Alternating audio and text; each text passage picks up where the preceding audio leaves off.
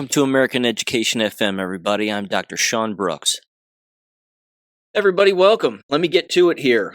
First of all, there's a great deal of people over on X certainly doing their best to analyze and break down what went on at the White House regarding the meeting between, of course, Trump, Zelensky, and the other European prime ministers, presidents, and those individuals. A lot of weird things taking place, and it was certainly an interesting vibe. You basically got the sense that something else was going on. And again, not grasping at straws here, it just felt that way. Donald Trump was clearly in charge. It was his house. It's our country. And it was evident that, again, he knew what he was doing and he had the goods on these people. It certainly seemed to be the case. Zelensky was not disrespectful in one way or another. And if I had to take a guess, and I don't think the only one that takes this approach, basically, but given the fact that Donald Trump is in complete control here regarding this, and certainly the military is as well, the fact is that he has these people right where he wants them and he owns them. And it's quite possible that those individuals have been threatened. Certainly a great deal of them. Maybe not all of them, but certainly some of them. And again, when they were all meeting and they were all talking, apparently, certainly on camera, and they were all given an opportunity to talk, the Prime Minister of Germany was the only one apparently calling for a ceasefire. Well, a ceasefire doesn't mean an end to the war. A ceasefire is a temporary thing which immediately gets kicked off the moment that the ceasefire stops. So it's not complicated, but everybody else primarily was asking for an end to the entire war. And again, to not advocate for it would be foolish, I think, because again, you could just threaten these individuals and basically just say, we're going to kill you if you don't. Now, on top of that, there's a lot of talk, certainly when it comes to children and child trafficking and a number of other things, human sacrifice, all of that. And we know, again, that the Khazarian Mafia has been involved in this since the beginning of time. It is their practice. It's what they do. At the very least, they just traffic children, make money off of it, and then what happens to those children is of no consequence to them, and they don't care. So the other day, someone put together a thread here just yesterday regarding a very cryptic post on Truth from Donald Trump where he just wrote in the word Bella, B-E-L-A. No period, nothing else, just that.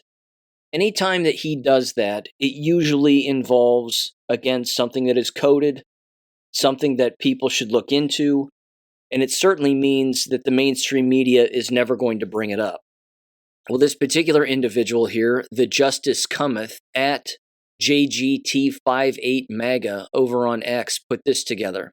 They said the following, quote, after you read my thread quoted, this DJT truth post will make more sense to you. DJT came in yesterday with an odd post, Bella, B-E-L-A. The timestamp on this post is actually 9:31 Eastern Standard Time, as I am in Central Standard Time. It says, important, let's explore what this means. They said the following, I'm not always the first to the floor with decodes because of this. I could be wrong, but I'm just piecing stuff together here. I coupled the fact that DJT is pointing out that many worship Satan in our government. The same day as he said Bella was a huge indicator for me. Let's look in history. So remember the Edomites from my thread about Satanism? Question mark. If you haven't watched our Tracing Justice on this subject research done by @OG_Dr. C, you need to. And then they said, it's the basis of what we're seeing currently. He went on, or they went on, and said, so now you know where the satanic practices started. Here is a history of the word Bella. Bella is the first king of the Edomites. It says key points here. Bella, a name of a person, the first king of Edom. Edom, a religion and people mentioned in the Bible, descendants of Esau. Translation versus meaning, it says, while the name Bella has a meaning, destruction, quote-unquote, or devouring, quote-unquote, it does not translate to the word Edom. It says, now let's couple the fact that Zelensky just had been put on notice. POTUS is pressuring him for a peace deal. We know that the Edomites reside in Ukraine, the Khazarians. And they said, keep going. They said, now remember the timestamp, that timestamp of 9:31 Eastern Standard Time. QPost 391 says the following here. It says 10 to comply, the number 10, and then says choice is yours, Q plus. Q plus, of course, being Donald Trump.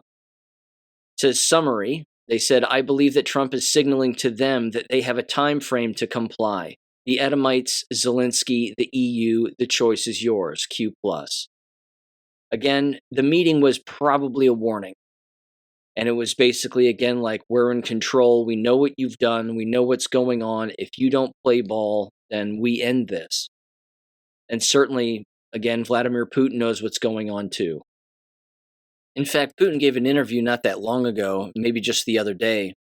And there was a quick little quote, again, that's sort of been making the rounds here, but he said the following, quote, for centuries, Western elites grew accustomed to filling their stomachs with human flesh, and they've been stuffing their pockets with money. But they must realize this cabal of vampires is about to end, unquote. It's rather direct, rather bold, and he's 100% right, even from a literal standpoint. These people are Satanists. This is, again, why they're saving Israel for last. They know that they wanted to turn Ukraine into another Israel 2.0, and it just got stopped, and it can't happen anymore. There was also this, again, body language tells a lot too, nonverbal communication, and there was a moment there, of course, where they were all getting their picture taken, all standing next to each other, and Donald Trump directs all of their attention to a painting, rather, that was rendered after he was allegedly shot at the Butler, Pennsylvania rally.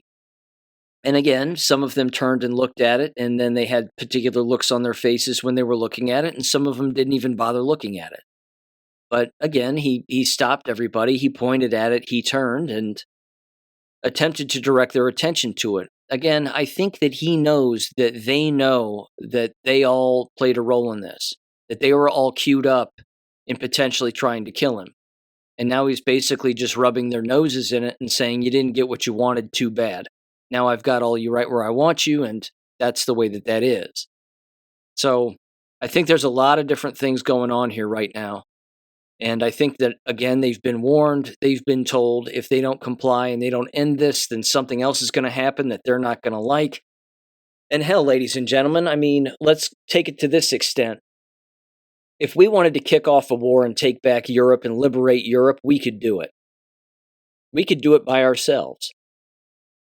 It just so happens that Russia, of course, is on the other side of Europe, which, again, was basically the geographic disadvantage that the Germans had in World War II, is that they were just surrounded, which again was unfortunate. You had communism on one side, and then you had communist wannabes on the other side, and then they just pinched them in and boxed them in, and there was nowhere for them to go, which again is too bad that was the case. But in this particular case now, and this is where history doesn't necessarily matter from a political standpoint, but it will always matter from a geographic standpoint, is that Europe is still in that position today. Only now Europe, instead of being liberated by Adolf Hitler, they are under complete communist control, 100%, including the UK. Only this time, again, like it was back in the 30s, they're geographically surrounded. Russia could come in from one angle, we could come in from the other, we could take over their entire governments, and we could liberate Europe in the blink of an eye. I don't think it would take that long. We could do it by force. Russians would do it by force also. They can send all the little drones around that they want, but again, I mean, theoretically, if we wanted to bomb the ever-living hell out of them and make their governments completely submit to us, and then get rid of all the illegal aliens and send them back to wherever the hell they came from, I mean, we could do that. I just don't think it's going to take all of that. I think that you can actually overthrow these governments from a clandestine standpoint and do it a little more quietly. And then again, start to just implant individuals into this country who, again, take more of a freedom approach and a leadership approach and a citizen come first approach. And I think that hopefully that is exactly what is going to happen in the future. But the people that you generally see sitting around that table, I don't think many of them are long for this world when it comes to the political limelight. Again, the Italian prime minister is about the only one that Donald Trump seems to really enjoy and warm up to. The rest of them are cowards. But again, she even specifically met with Donald Trump, you may recall, after he won the election most recently, and she was at Mar-a-Lago. And again, that's a very specific invite. Not everybody gets that one. So, I don't know. Maybe I'm looking into it a little bit much, but I think there's good things happening. And I think a lot of these people are completely owned, which is also not a bad thing. Certainly owned by the good guys this time, I think. I also want to make mention of this too. I came across this the other day, and I purchased it if you're interested, and it's free. And again, I purchased it so that you wouldn't have to, but it was only $15 or whatever.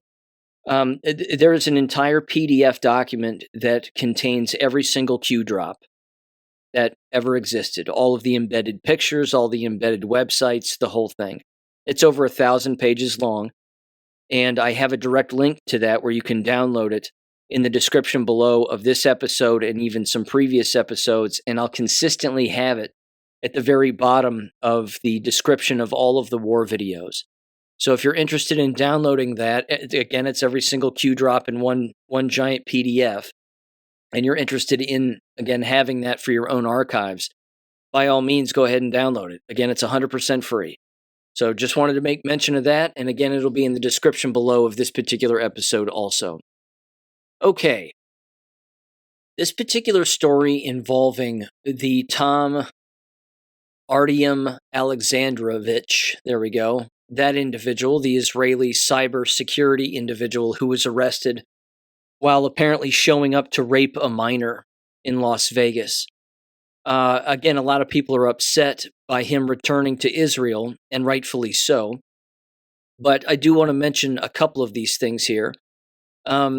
First of all, Glenn Greenwald over on X essentially asked the U.S. State Department what was going on with this case and what they knew about it. And he said the following here. He said, "What is the non-conspiratorial explanation for why 8 people were arrested in a sting for arranging to meet children for sex, and one of them, an Israeli official, is quickly released on bail without his passport seized, thus ensuring he'd flee back to Israel," which he did. And then the State Department said this. They said the Department of State is aware that Tom Artyom Alexandrovich, an Israeli citizen, was arrested in Las Vegas and given a court date for charges related to soliciting sex electronically from a minor. He did not claim diplomatic immunity and was released by a state judge pending a court date. Any claims that the U.S. government intervened are false. Lauren Witzke responded and said, "This administration has been so disappointing, owned by Israel to the point that we can't even convict the freaks raping babies. Shame on you." Well, again, apparently this individual has been given a court date, and questions were asked even to the AI system Grok over on X, basically how often does this happen? And it says broader patterns exist. Since 2014, over 60 accused U.S. sex offenders have fled to Israel via law of return, evading prosecution with community aid and delayed extraditions. Examples include a Malka Leifer, a Jimmy Caro, and it says again, Israel has extradited some, but patterns of refuge persist.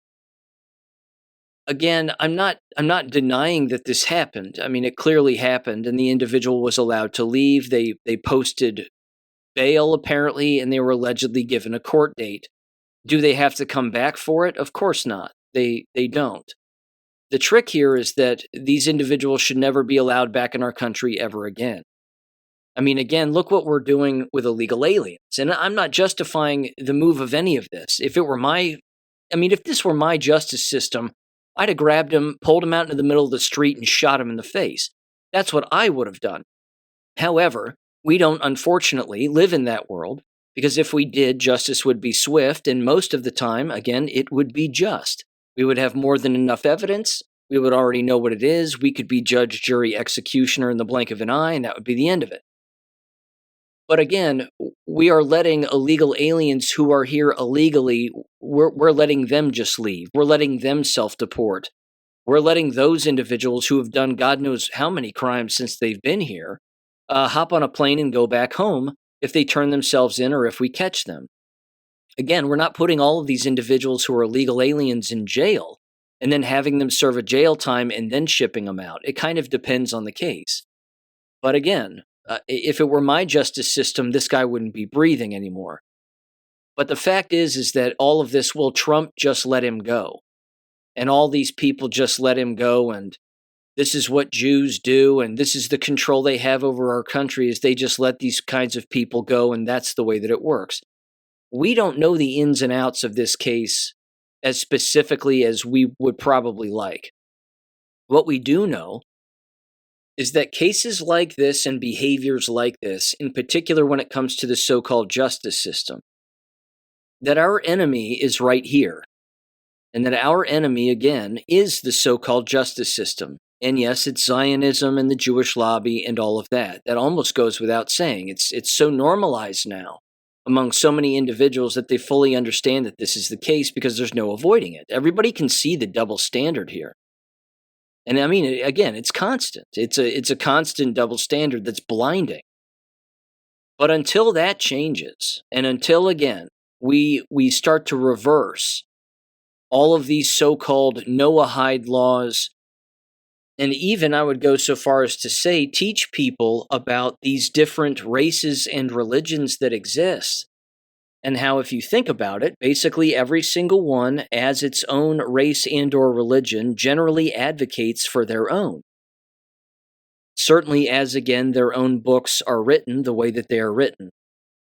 I mean, the Jewish individuals, which are a race of people, they stand up for their own, they advocate for their own, and they back each other's play. Well, so do other races too. But remember, if you're white, then you're not allowed to. But other races are allowed to advocate for their own race.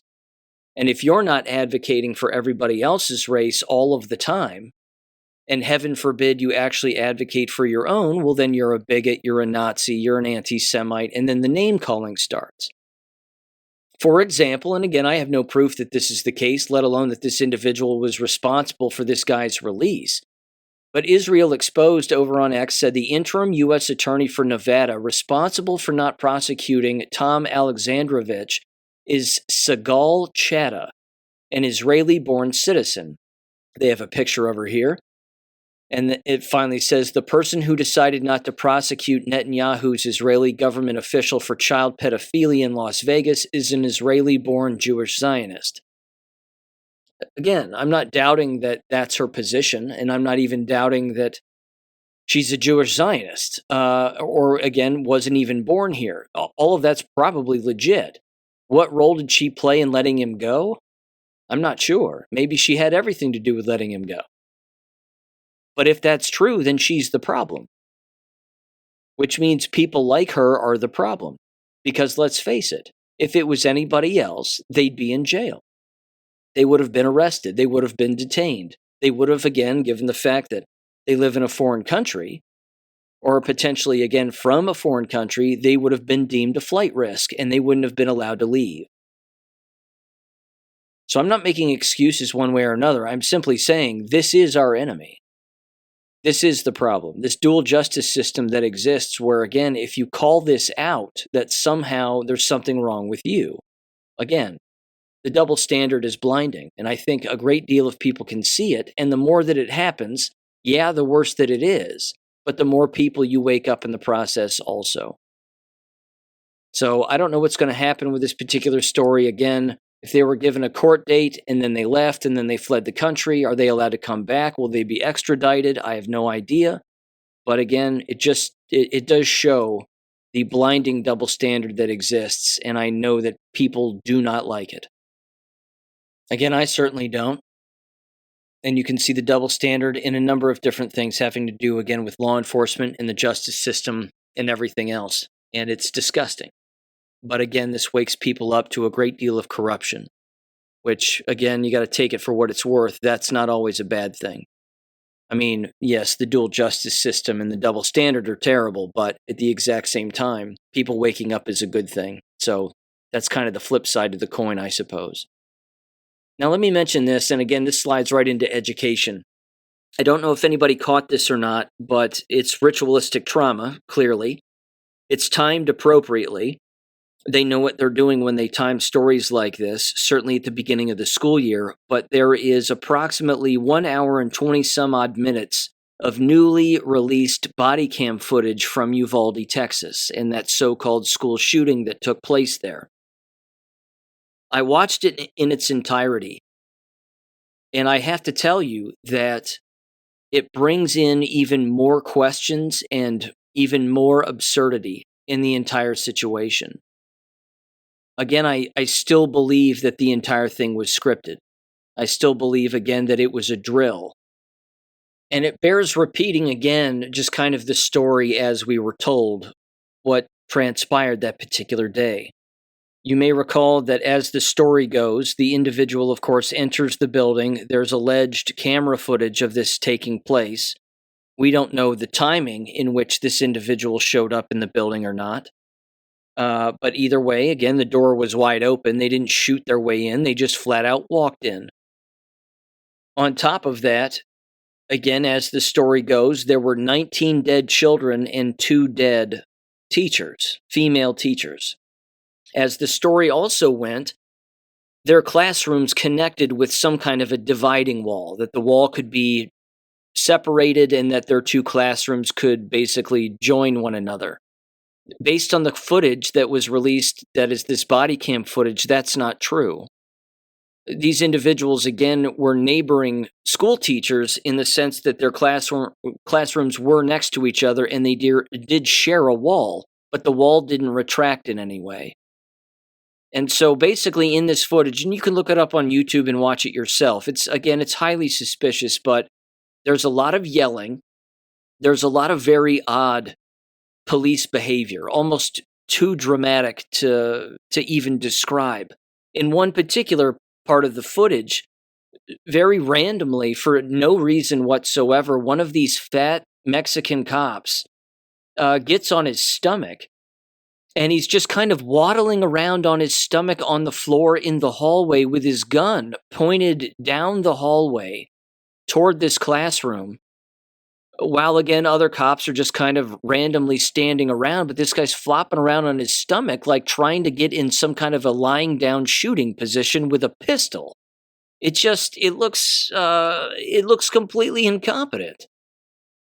And again, all of the sudden then, there's, a lot of yelling toward the 2 classrooms, toward the direction of the 2 classrooms. And then you hear, I believe, some gunfire. But I don't know who it was coming from. And then more yelling. And then people enter the classroom on the right, where the lights have been turned off and are not on. And at no point does anybody turn the lights on. And then they take someone out of that particular classroom with what appears to be blood, again, in almost a straight line as they're taking this person out. And then they carry this individual all the way out of the building, assuming it's really a person, but you can't tell because it's all blurred out.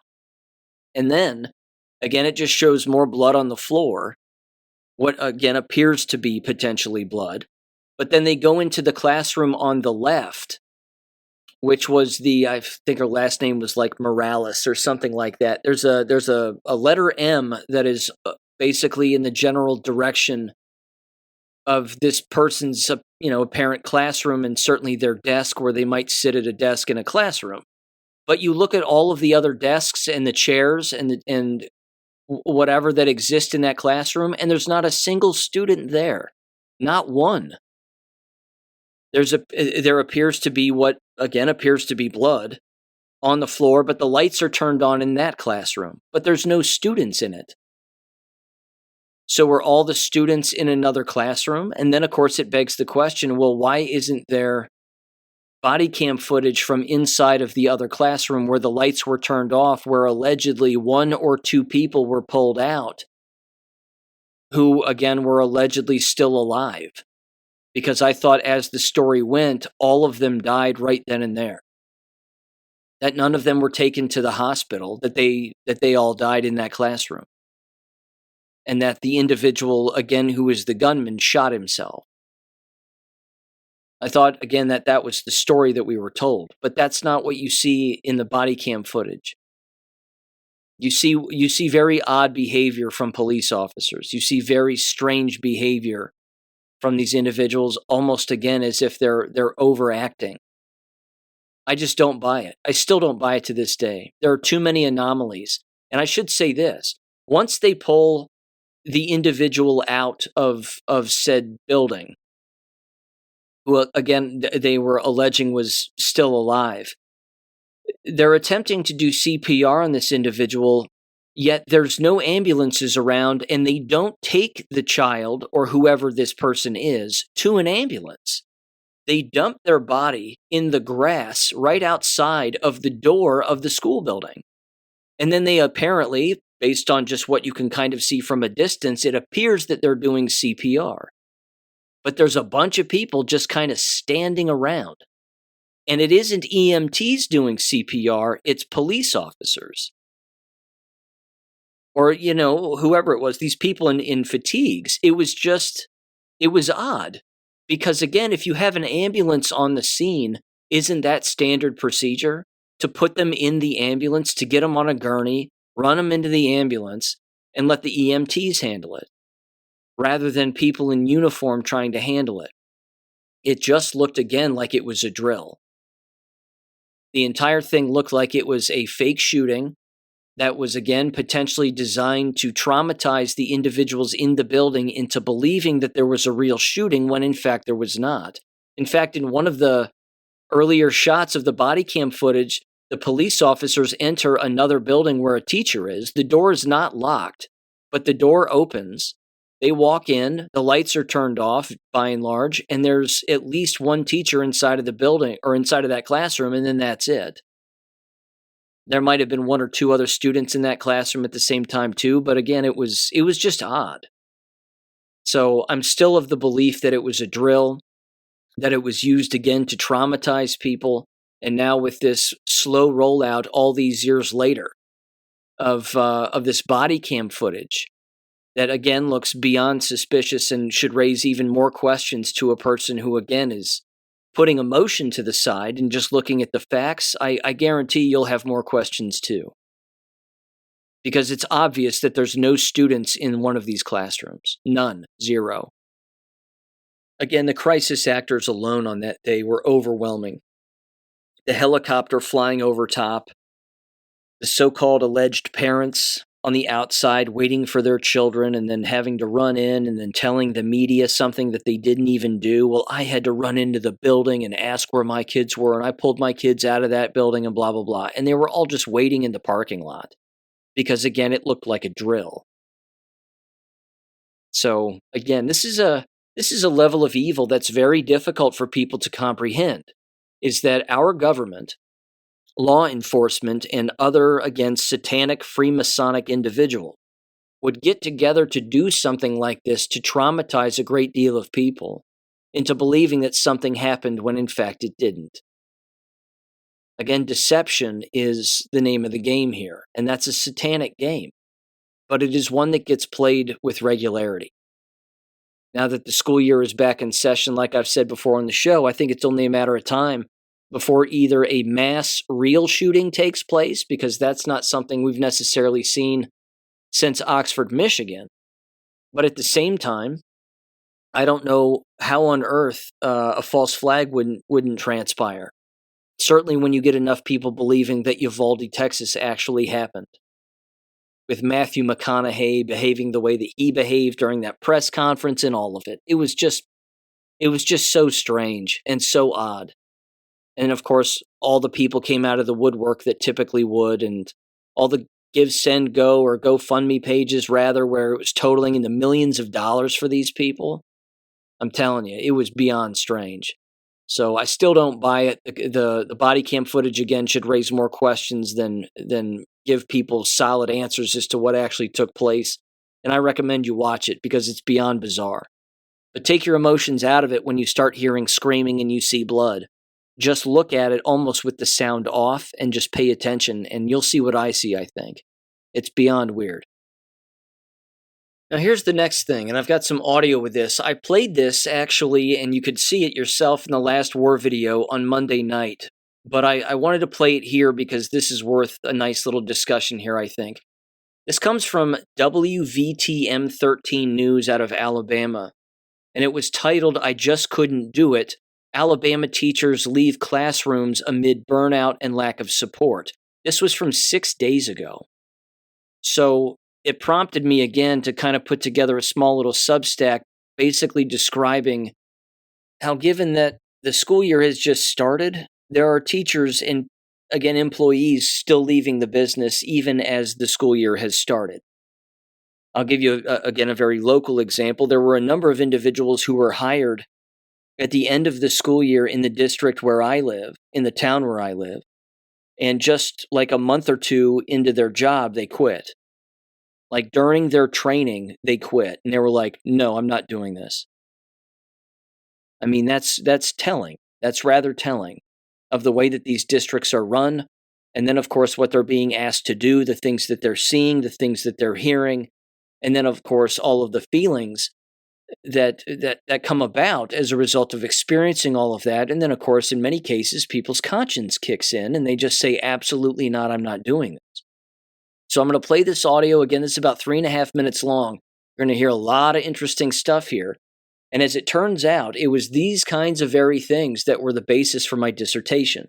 This is the basis for the case study research that I did, specifically, again, having to do with pre-service and in-service teacher education, so to speak.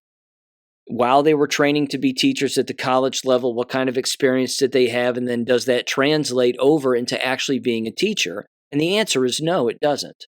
In fact, the so-called professional development that they receive while they're school teachers, they largely hate it because it has nothing to do with what they actually have to deal with on a day in and day out basis. And there's something else you're going to hear too, which I highlighted in the Substack. There's 3 kinds of people in the education business, so to speak, who have very differing opinions. There's the individuals who have been in the business, who have left the business. And those individuals, when you ask them a question, they'll tell you the 100% straight up truth about what goes on in the business. And then you have teachers in the business. If you ask them particular questions, it will vary. Their answers will vary based on their perceptions. Some of them will say that education has never been better. Yes, it has its challenges, but it's still great. And it's the most fulfilling job on the face of the planet. And then you'll have individuals who are current teachers, and they'll say, "This is not sustainable. All of this is terrible. It's a bad business model, and we receive no support, and we're demoralized on a constant basis," and whatever else. But then when you ask administrators how things are going, again, they gloss over all of the bad stuff, and they just justify their participation in this decline.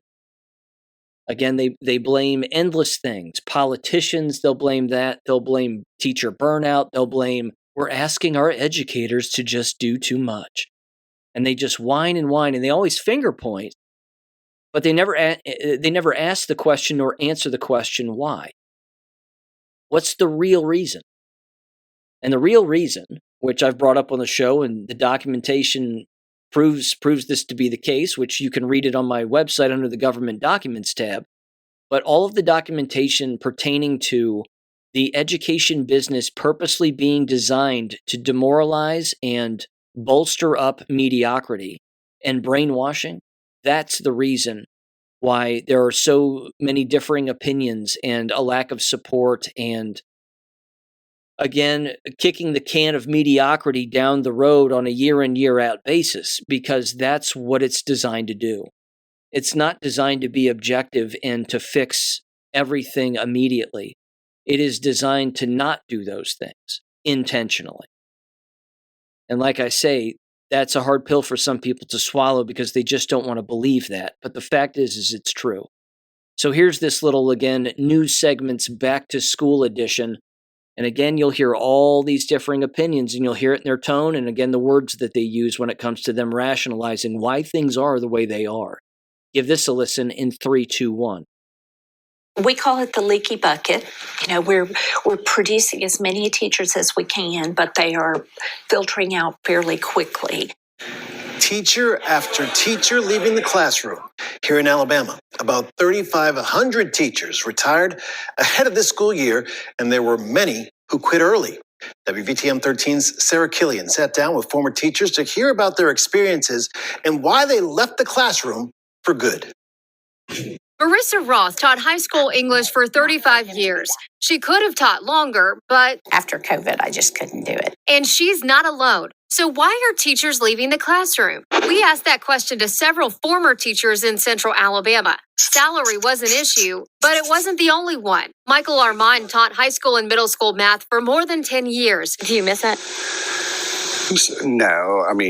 No. He says one of his biggest struggles was keeping up with the ever-changing standards. Somebody would come up with some new way to teach the same elements of math, but we have to teach it differently. It made it exceedingly difficult. Deborah Connor taught high school English for 3 years. She says there was never enough time in the day to do all the work that was required. Teachers spend more time documenting things than actually teaching. It really takes away from the lesson preparation time. You're just expected to be way beyond 40 hours a week. And all the former teachers we spoke to had problems with discipline and parent support. The support from parents has got to be less of my child is an angel and does no wrong. I think when that lawsuits became possibilities, schools got scared and discipline was not important after that. If I pushed the call button and said, there's a student with a desk over their head, threatening to throw it at another student, could I get somebody up here? But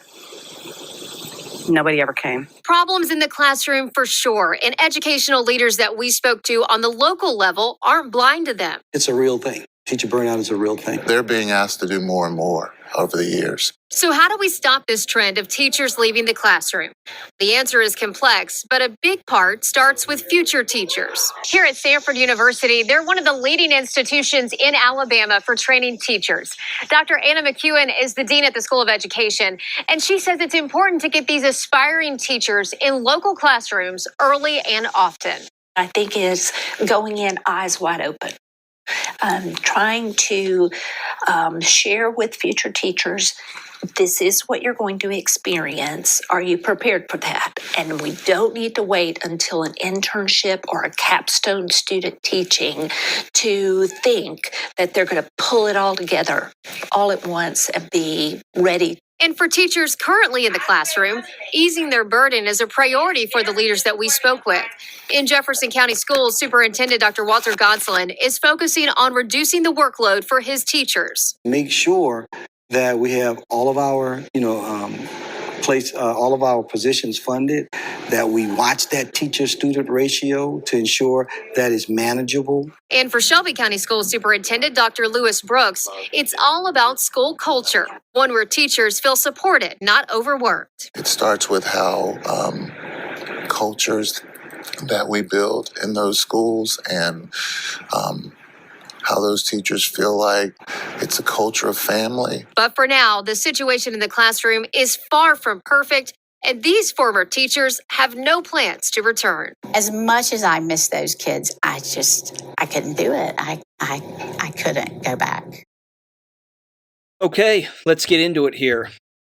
First of all, the leaky bucket analogy at the beginning is appropriate. It's a broken dam, I would take it that far, and it can't be repaired.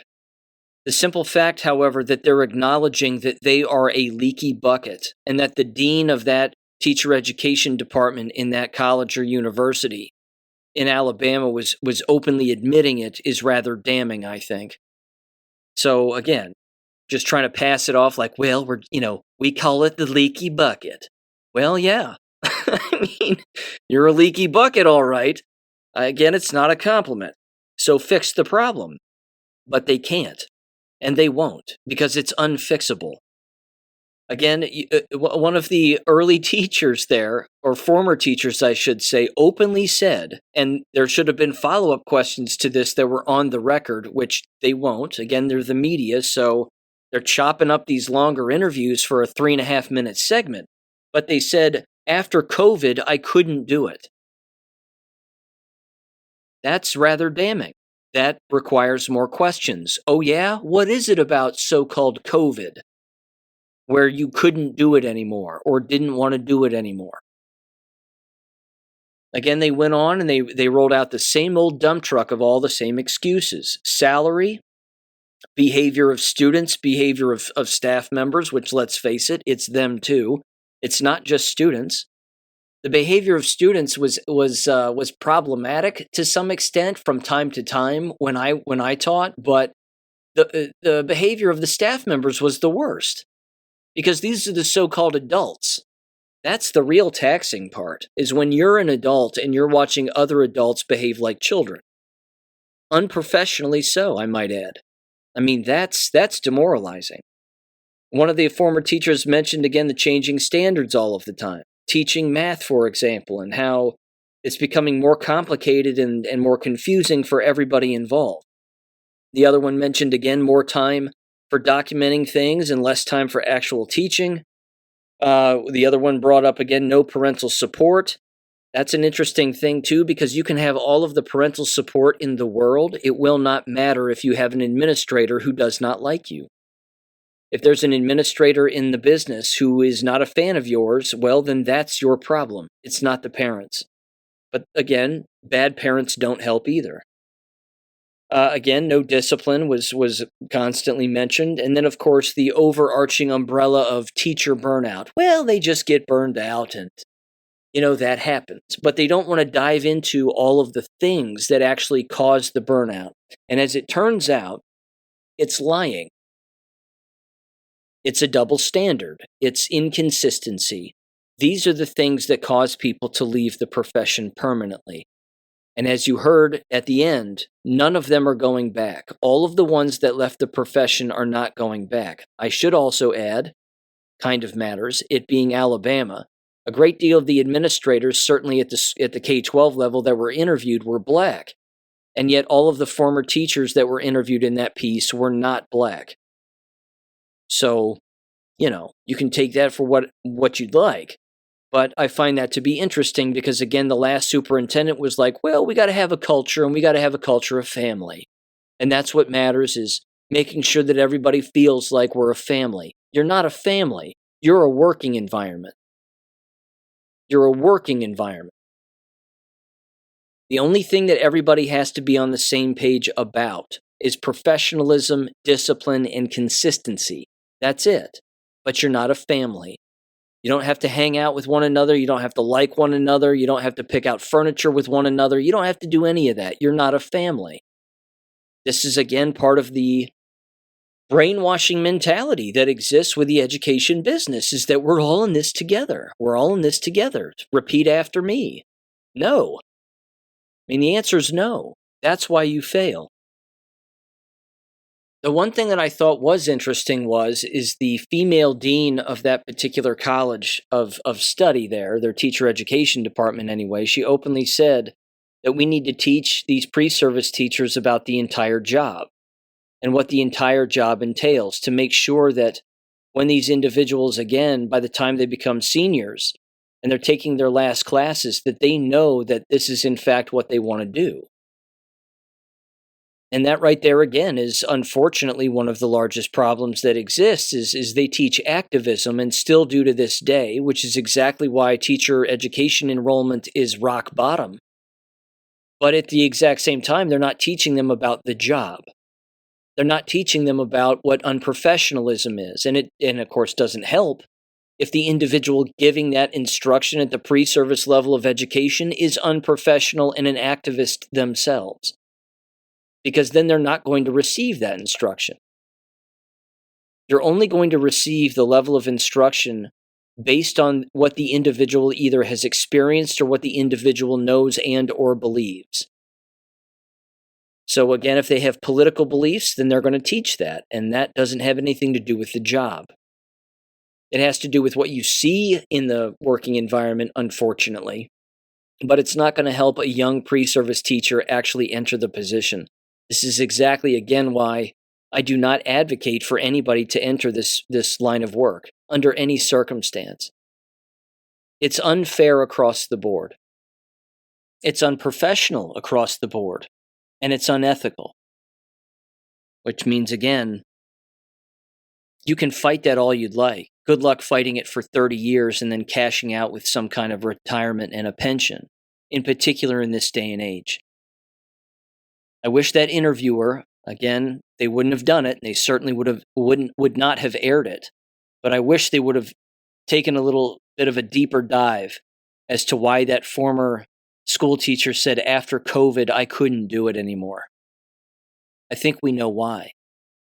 That particular older female educator knew that what was going on was complete bullshit. They fully understood that abusing children this way and treating children this way and treating staff members this way, and then watching their fellow peers as adults all fall in line and behave the same way, was full-blown brainwashing and, again, completely unprofessional. Violated everybody's contract, violated everybody's constitutional rights. And if you didn't comply, then you lost your job.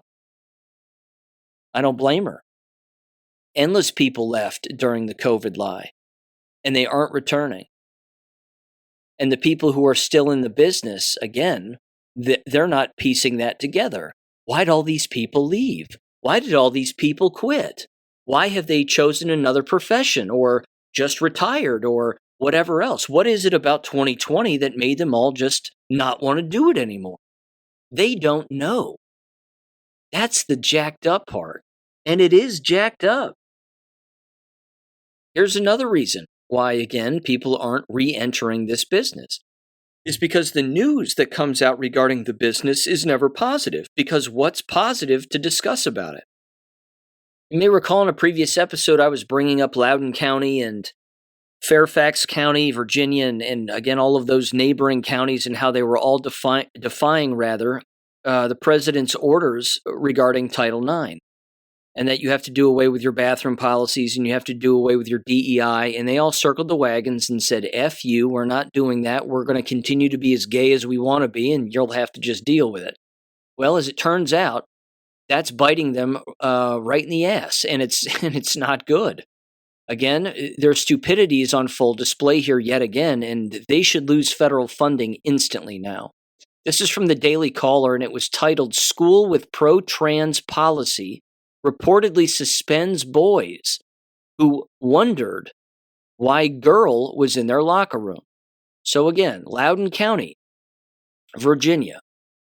A girl pretending to be a boy walked into a boy's bathroom and would take video footage and pictures of them and catch their reactions to them being surprised that there is a girl in their locker room who is pretending to be a boy.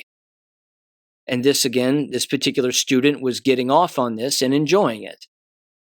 And that's essentially it. They, of course, have declined to comment, citing student privacy concerns and a number of other things. But again, this kind of stuff is exactly what goes on when the insane run the asylum. It's not going to go away. But again, it depends on the district too, and it depends on the people running the district. If they're going to comply with law, then great. But many of them, again, aren't because they've been trained not to. It's their HR policy to not follow the law. And again, if they work with local police and local police don't follow the law, then, you have no recourse as a parent. You're literally sending your children into a lawless environment. So again, this is one of the many reasons why I will never advocate for anybody to enter the business because it's unmanageable. There's no such thing as teacher management or classroom management anymore. It doesn't exist. And you can't manage yourself, again, in those environments effectively, let alone manage minors appropriately, because the people at the top don't even know what they're doing. So, again, it's the policy, it's the politics, it's the insanity, and it's the brainwashing and the lies. That's why the business is crumbling, because you cannot build a successful business on that model with those as the lead characteristics. Again, they never have that written out as a mission statement or a vision statement. We're going to lie, we're going to lie, demoralize, and piss off everybody, and that's just the way that it works around here. That's our vision and that's our mission statement. They're not going to say that, but that's what happens. That happens more consistently than the cliche mission statements and vision statements that school districts put out on a constant basis. Again, it's just lawlessness. And I mean, that's not going to change. Look what's happening. The federal government is threatening these school districts, and they're doubling down on their illegality. And they don't have a problem telling everybody that they're doing that. It's astounding to me. But it's not uncommon because it's their behavior. Now, a former guest of the show sent me this, and this is interesting too. Again, some schools are changing regarding a lot of this, and as you know, cell phone policies in a number of states are openly changing as well. But there was this, and again, this was from a particular state where their cell phone policies, again, have been reversed, and now cell phones are not allowed. They said the following here, quote, "I have a friend who's been working as a full-time substitute for the past number of years now, and they just sent them the following. They said some interesting points about, again, the school where they attend. They said all bathroom doors have been removed. Not the stall doors, but the door from the hallway to the actual restroom, both boys and girls. They said, I think this is great. So far, students are not hanging out and talking, primping, etc. If they are talking, you can hear them in the hallway. They said they installed lots of very sophisticated camera systems all through the school, lots of them. They're supposedly powerful enough to read a student's ID badge from a distance. They can also, real time or at a later date, highlight a student and can follow that student throughout the day." Well, that's a surveillance state, and I'm not sure that's a good thing either, let alone normalizing that kind of behavior. But that's part of the plan too, is to normalize all of that for minors. That way, when they leave the school and it still happens to them, they don't find it unusual. It goes on, it says, as you've probably heard, it's a state law no cell phones can be used from the time they get on campus to when they leave the school. This includes cell phones, iPads, earbuds, headphones, personal laptops, smartwatches, electronics. If caught, phone is confiscated on the spot. They said they'll attach a receipt that a teacher or any adult working at the school will attach or tape to the phone. The phone eventually makes its way to a place where students can pick it up by showing ID to match with device. Student then has dilemma of choosing to miss their bus or try again the next day. Basically, they are screwed.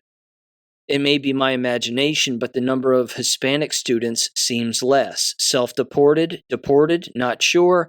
I could be wrong, but it sure seems like it. They said the school bought a bunch of board games, footballs, soccer balls, etc., that the students can play with. And you know what? It actually seems to be working. Today was third day. I know many phones have been confiscated, but for the most part, it seems to be working from my limited observation. They said they've only subbed a couple of classes, and the students were well behaved. They were whispering if they were talking to one another, and all students actually on school-issued laptops were doing assignments, and there were a few people who were not, apparently. But there's this sign-up sheet, and this apparently is the form. It looks like an old detention form from back when we were in school. But it says the following here. Again, it's got the school name at the top, and it's titled Personal Communication Device Confiscation Form, and this is for staff to fill out. You type in the name of the student, their grade, the date, and then the time and period in which you took their cell phone or other electronic device. And then it says device information with checkboxes. So are you taking their cell phone, AirPods, headphones, personal laptop, watch, iPad, or other? And then it says confiscation details. You type in, again, the staff name of the person who's taking the device, the location where it was taken. The device will be turned into the office, and then it has the numbers of the offices that it's returned to. And then it says instructions for pickup. Pick up device at the end of the school day in the commons during dismissal, or students with early release per their schedule can pick up their device from the office noted above at the end of their scheduled day. And then an acknowledgement statement. I, the undersigned, acknowledge that my personal communication device has been confiscated for violating state law and district policy. I will follow the instructions provided for device retrieval at the end of the school day, ID required for pickup. This notice does not include school discipline that may be assigned. And then you have to get the student's signature. And and then they have to sign it again once they pick it up, and then they date it, and then some poor bastard has to keep track of all of these forms once they've been confiscated. What a nightmare. I mean, it's a face-rubbing nightmare. Talk about making work. The last 20 years of adopting cell phones 20 years ago in American schools was a 20-year brainwashing experiment. And it blew up right in the faces of everybody who works in the business. They all got caught on cell phone footage. They got uploaded onto the internet. News stations ran with particular stories on a constant basis. All kinds of illegality was caught, and now they're stripping students from their ability again to use their cell phones throughout the course of a day. However, it does have its pros as well. I'm not denying that, and I fully understand, again, that the adoption of these cell phones was an absolute nightmare and a huge mistake for a variety of reasons. Certainly from an addiction standpoint, and trying to rip it out of the hands of a particular student, because it's like trying to take crack away from a crackhead. I mean, somebody's going to get stabbed. So, yeah. And that happened, of course. Teachers lost their jobs for trying to confiscate a cell phone from a student who wouldn't give it up. Playing games of tug-of-war with a cell phone while being recorded on said cell phone for whatever, physical altercation took place, and a number of other things.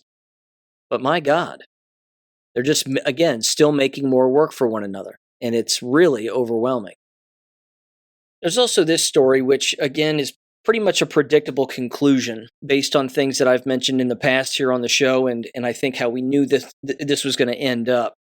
But there was an article here from Cal Matters, having to do, of course, with California, and it was titled, California Invested Millions Pursuing These Careers for Women. The Results Are Disappointing. And this has to do with, again, higher education funding for STEM classes and for STEM professions and college and university majors and all of it. So I'll summarize it by saying this. Over the last 13 years, encompassing all of these so-called careers and or majors or what have you that are under the umbrella of what's considered science, technology, engineering, and math, they've only increased when it comes to the percentage of bachelor's degrees by just a couple of percentage points across all of these fields. I mean, it really hasn't changed a whole lot. It's increased at maximum by 9%, but that's at the very top end. The vast majority have only increased by 1 or 2%, or there's been next to zero change whatsoever. So the whole thing with STEM and STEM classes is, in my opinion, and I'm not the only one who shares this, is that this was another social engineering Jewish trick designed in boardrooms and concocted in boardrooms to get women to enter science, technology, engineering, and math majors and professions, to drive them into the workforce yet again.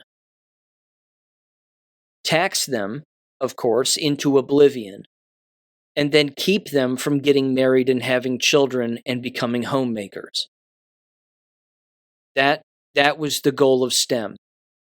And rather famously, I certainly remember it anyway, when I was in graduate school and I was attending one of these seminars that were required in Atlanta, Georgia, at one of their convention centers. One of these sessions was, and one of my professors at the time was big into STEM. She loved it.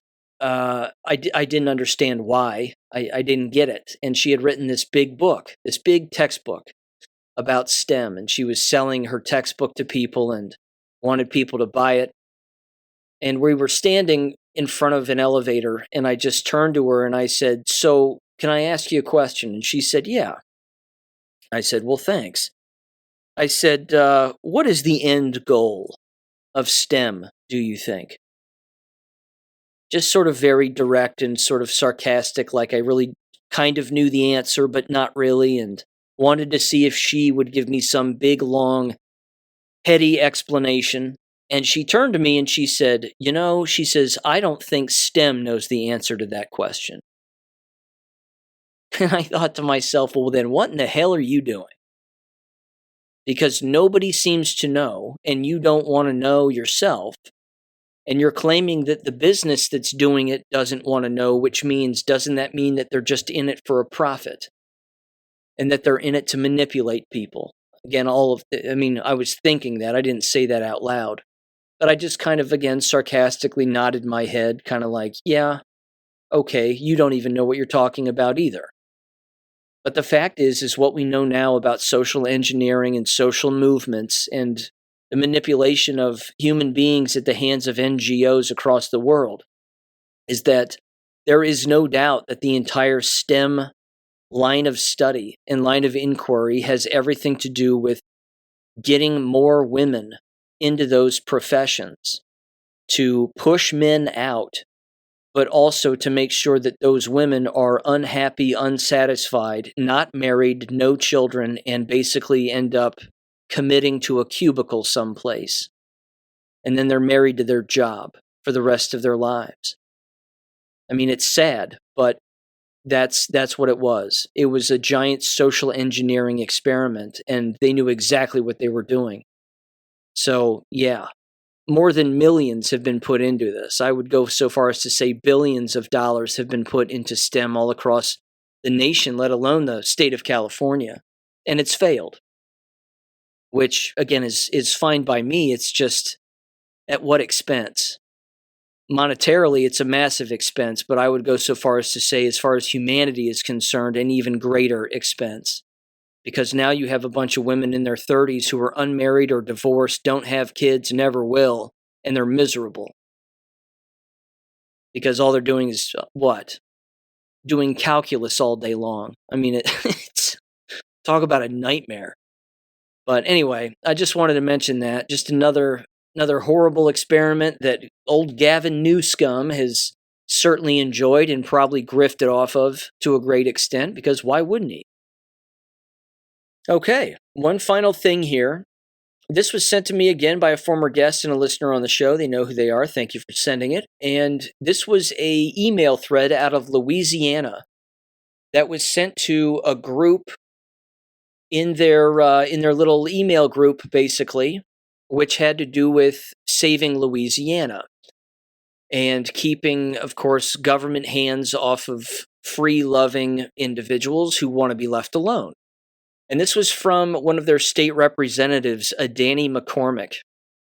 And he said the following here. It says, quote, CWD is COVID-19 for deer.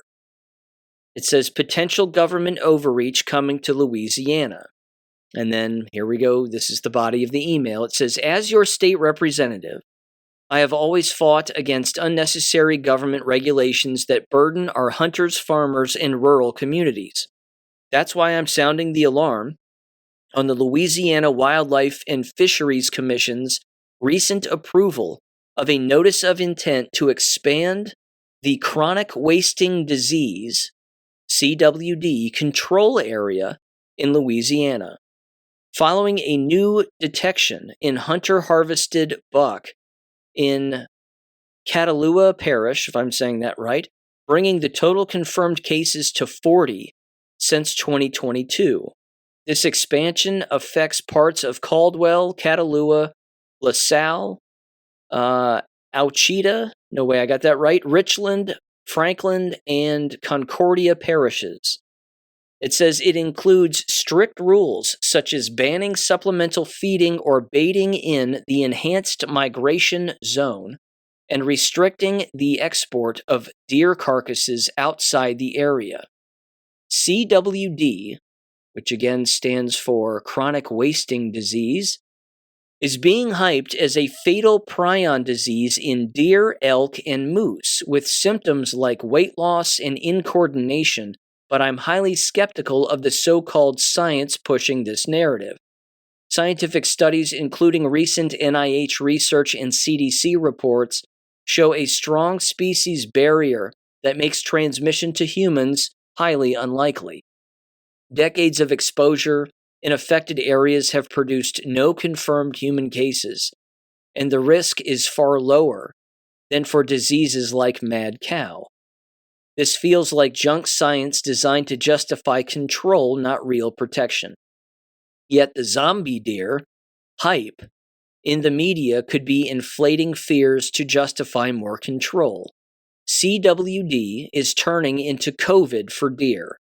This situation reminds me all too much of the COVID tyranny we endured, where fear was weaponized to control narratives, impose lockdowns on the entire population, and strip away our liberties. What started as, quote, 2 weeks to flatten the curve, unquote, ballooned into years of mandates, business closures, and surveillance, all based on exaggerated threats and shifting science. CWD has been around since the 1960s. Governments used COVID-19 to test how far they could push, locking us down, tracking our movements, and silencing dissent. Now with CWD, we're seeing similar patterns. Sensational zombie deer headlines, potential lab origin theories, and regulation that could devastate our hunting economy and traditions without proven benefits. Making it worse, the federal government is pouring money into this, financially incentivizing states, tribes, and researchers to buy into the hype despite it not being in our best interests.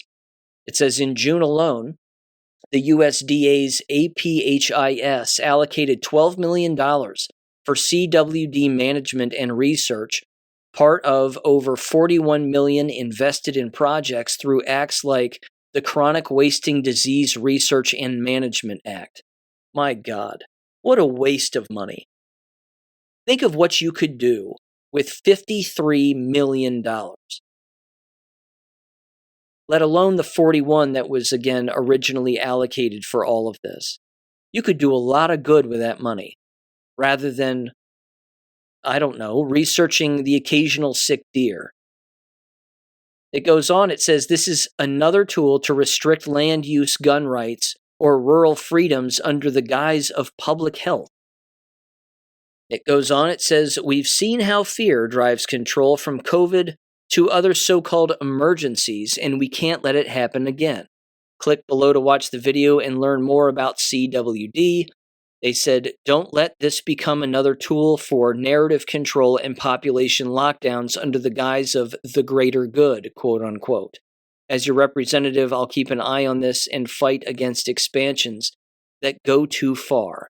For Louisiana, Danny McCormick, unquote. Well, first of all, good for him for bringing this to people's attention, certainly the fraudulent nature of all of this, and his ability to call out the COVID lie.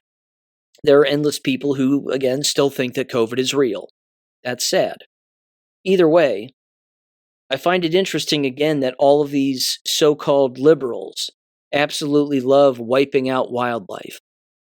In fact, it's something that's happening here in the town where I live. They're claiming that we have an overabundance of deer in this town because it's a rural town that's, again, on the border of Indiana, and there's a lot of cornfields around, and, well, there's all these deer. As it turns out, there's not. We've seen less deer in this town in the last, I'd say, 4 years than probably ever before. But the local city council in the town where I live is basically seeking to do a couple of things under the guise of so-called protecting drivers from deer.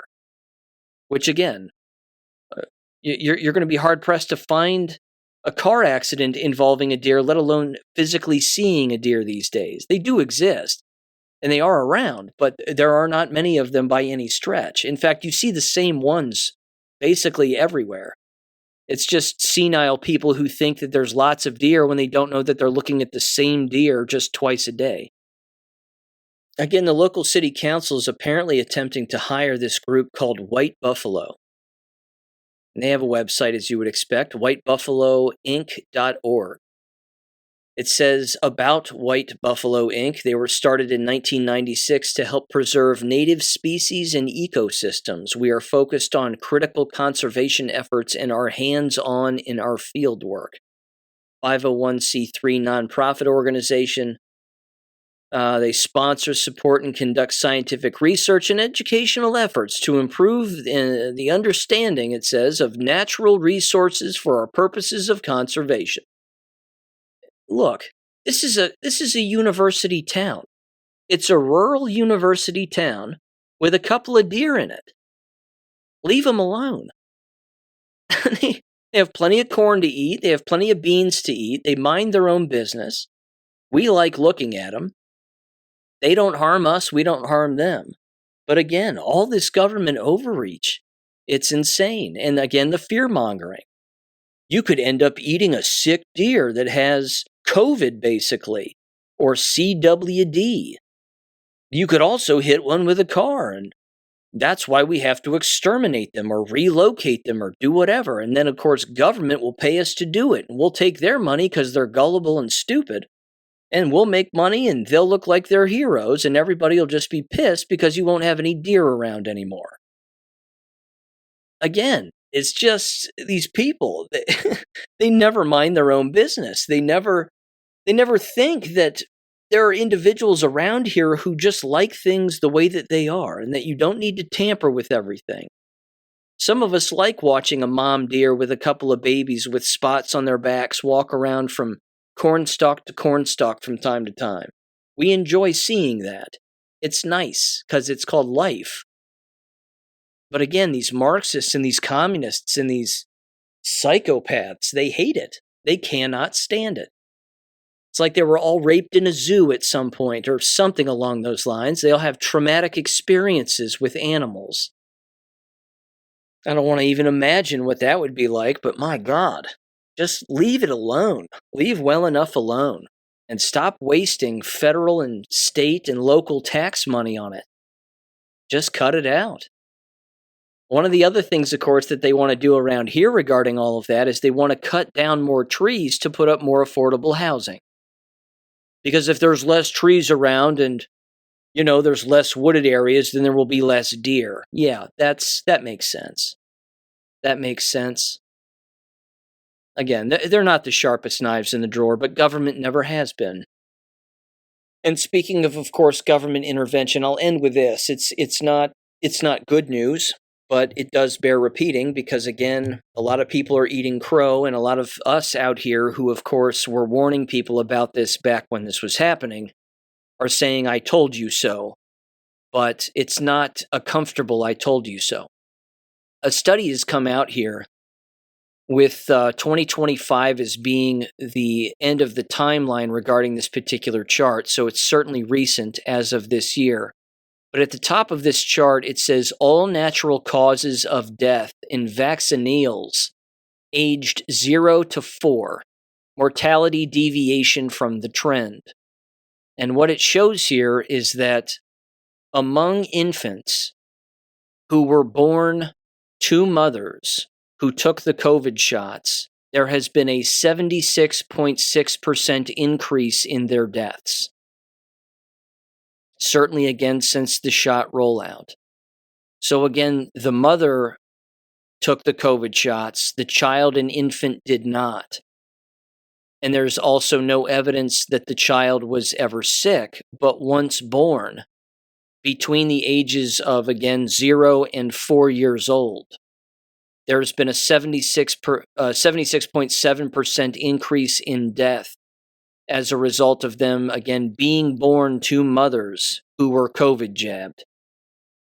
And at the end of this chart, it has a 90% likelihood, again, that among these deaths, that the child was never sick with so-called COVID, which doesn't exist, of course, but that the mother was, in fact, vaccinated. So the answer is yes. There is a direct cause and correlation between being a vaccinated parent, specifically the mother, giving birth to a child, and then that child dying suddenly, so to speak, as a result of, again, sharing DNA and altered DNA and the nanotech that spreads from, again, in utero, certainly, from the mother to the child. And then again, the child is born, and then complications arise, and then there you go. So I'm not doubting that there would be other vaccination use also among infants who would ultimately pass away. That also does happen. But there's, again, a direct correlation here between mothers who take the COVID shots and then what happens to their children within the first 4 years. And they're basically, again, showing that there's a 76.7% increase in deaths, which is not good. But again, just wanted to remind people that this continues to happen. This is continuing to take place, and all you have to do sometimes is look at the age of the individual and then look at the cause of death, and you would probably be 98 to 99% certain as to what the real cause was. So with that said, again, there's a new Substack up on the AmericanClassroom.substack.com if you're interested. It's rather brief, but it's got a couple of interesting video clips in there, certainly the one that I played here in this episode. And remember, if you want that free Q Post book, which is nothing but Q Posts, but it also, I should say this, it also has all the abbreviation breakdowns, the different players, pictures of their faces, their names, and what all of that means. All of that stuff is in this particular PDF as well. That will be linked in the description below, and you can download that to a computer for your archives if you are interested. With that said, ladies and gentlemen, thank you for listening as always, and I'll catch you on Friday. Peace. Thank you for listening to American Education FM. Make sure and check out AmericanEducationFM.com for more information. Take care and God bless.